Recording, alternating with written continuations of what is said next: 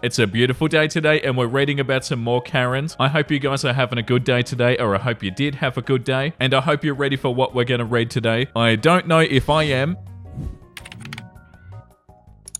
GameStop Karen, aka customer thinks he knows better, a wild male Karen story with a satisfying ending. My friend and I decided to stop at a GameStop while we were out of town to look for a certain game. When we got inside, I hopped in line to ask a worker, and my friend started browsing. There were two people in front of me looking annoyed, and then there was Karen at the register taking up the attention of both workers who also looked annoyed. "I've been coming to this store for years," he barked at them. "They've always done it for me." The manager essentially told him that all GameStops have the same basic rules and he couldn't just give this guy a discount. It could actually cost him his job. The Karen was asking for a price match with the same item at Best Buy. However, the one employee rang it up at that price and put the Pro member discount on top of it, which took like $7 extra off it. The manager told the worker that they can't apply that discount on top of a price match. Well, the wild Karen goes off. "I want to see your paperwork. Show me where it says you can't do that. I've been coming here for years. You're gonna lose my business if you don't give me this at so-and-so price." The dude turned red in the face yelling at these guys. The manager walks off and returns with some papers. He stands there and reads through the pages and then smiles. "Oh, actually, not only can I not apply a discount to a price match, we're not allowed to price match at all at this location." He proceeds to hand the papers over to Karen, who's now hemming and hawing and steaming from the ears. The workers help the line that is piled up while Karen reads over the papers multiple times and realizes that he isn't going to get the thing he wanted unless he pays full price. So in the end, the thing that he wanted would have cost him well over $200 instead of $170 because he wanted it for $163. Wow, that is satisfying. Bro, you caused a scene and you got karma.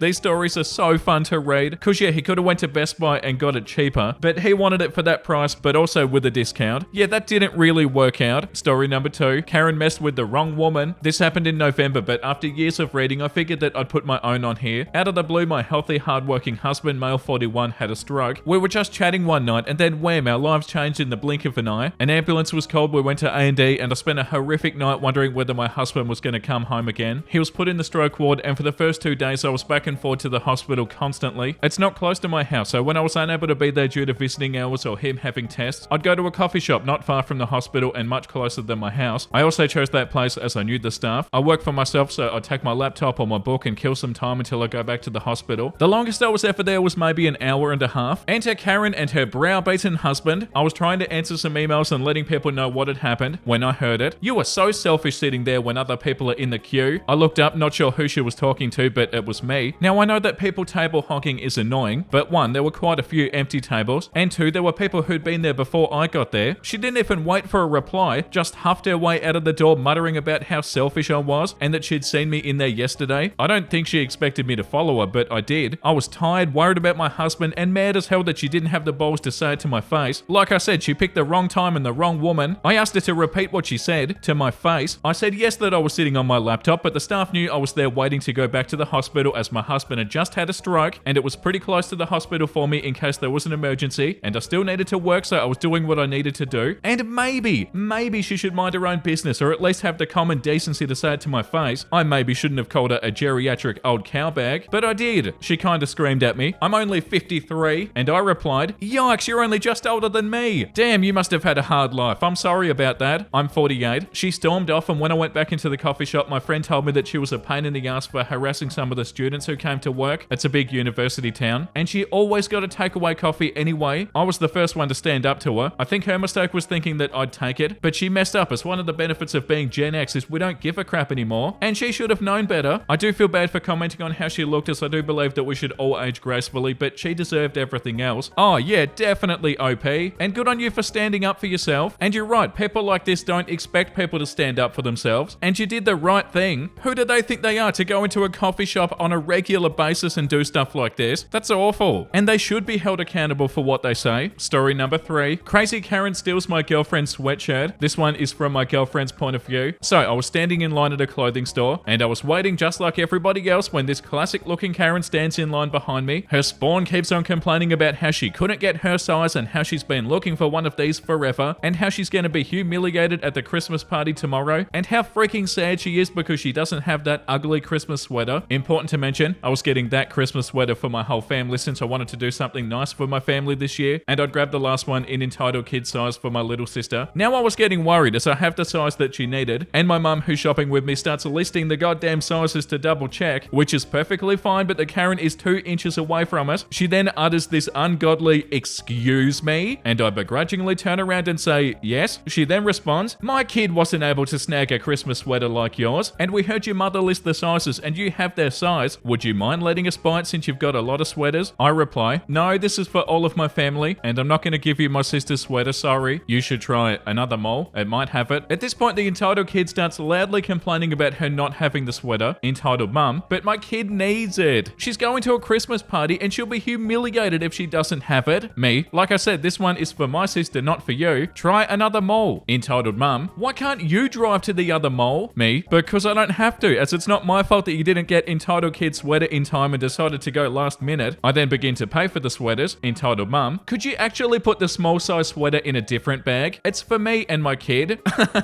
Me, "What? No, it's not. It's for my sister." Entitled mum, "No, it's not." Me, "Yes, it is. Now please leave me alone." Entitled mum, "Why would I leave you alone when you're trying to steal my angel sweater?" Me, "Because your angel sweater belongs to my sister." After I say that, I just walk away and I continue my shopping. Later that day, I go to get some food because I'm starving, and as I'm eating, I notice entitled kid sitting a few tables in front of me, wearing that sweater. I then count the sweaters in my bag, and sure enough, one's missing. No way, they actually took it. I then tell a security guard what happened, and he follows me towards entitled mum and entitled kid. He then interrogated them. Guard, "Ma'am, I've been told that this sweater is stolen. I want to see a receipt." Entitled mum, "I threw it out." Guard, "No problem, ma'am. Which store did you buy it from?" Entitled mum says the name. Guard, "All right, ma'am, follow me, please." I follow them as well. They then ask the cashier if she bought the sweater here today, and when she dismisses the cashier's word because that's not the one who helped us, they check the security cameras, and sure enough, they saw entitled mum and I fighting over the sweater. This obviously raised suspicion, but it wasn't enough evidence, so we all went to the main security type office place. I don't know what it's called. And sure enough, while I was paying for my order and waiting for it, entitled kid was able to stick her grubby hands into my shopping bag and steal the sweater. I then also gave the security guard my receipt, which clearly showed that one size small sweater and that it was missing. Needless to say, the police were called and they were not happy. Okay, I'm hoping that this isn't real. Imagine all of this fuss over an ugly Christmas sweater. But yeah, if it is real and they did steal it, how and why did they think they were gonna get away with it? Like, oh yeah, I'm just gonna take your jumper. That's gonna end well, isn't it? Like, was your brain not working that day or something?